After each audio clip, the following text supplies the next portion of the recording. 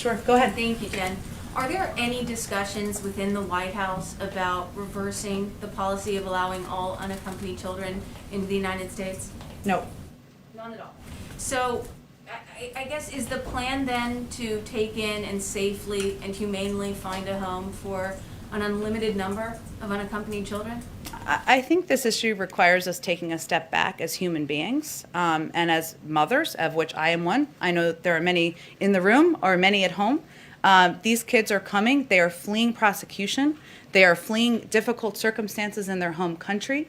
When they come here, all we're talking about here is ensuring that they are treated safely, they are not trafficked, they are not sent back on a unsafe journey. That's what we're talking about. When these kids come in, it doesn't mean they are ensured that they get to stay. They go through the processing system that everyone goes through. But we want to ensure that that is done by treating them humanely and with respect. Many of them will be sent back home eventually, but we're talking about how we treat them as they come in the country. Well, and I'm a mom too, so I certainly feel for all of these children that are fleeing very difficult situations in their homes to come here.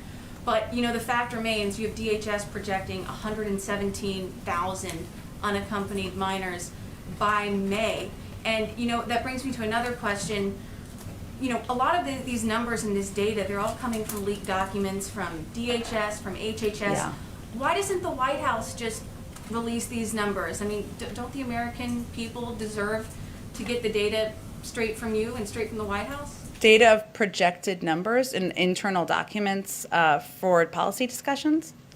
Data about how many unaccompanied children and migrants are crossing the border on a daily basis. I understand eventually it's made public, but why not right now? It is made public by the Department of Homeland Security and the officials who oversee the entire process. It is made public, but we don't, as a policy, make public or confirm private decks and policy documents, as no administration would. So can you confirm how many illegal border crossings there are on average every day right now? I would send you to the Department of Homeland Security and CBP, who of course would be overseeing that process.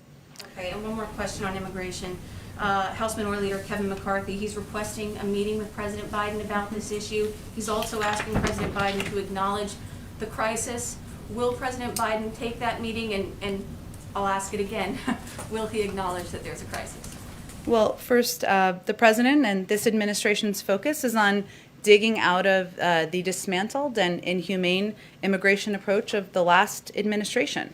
And that's why the president has proposed an immigration bill that would not only address the root causes that Leader McCarthy referenced in his letter, but would move beyond the policy of funding ineffective border walls by investing in smart security at ports of entry, and would also create a pathway to citizenship. And we would welcome the openness or desire to engage on that from the leader or any Democrat or Republican who wants to have a conversation about a constructive path forward.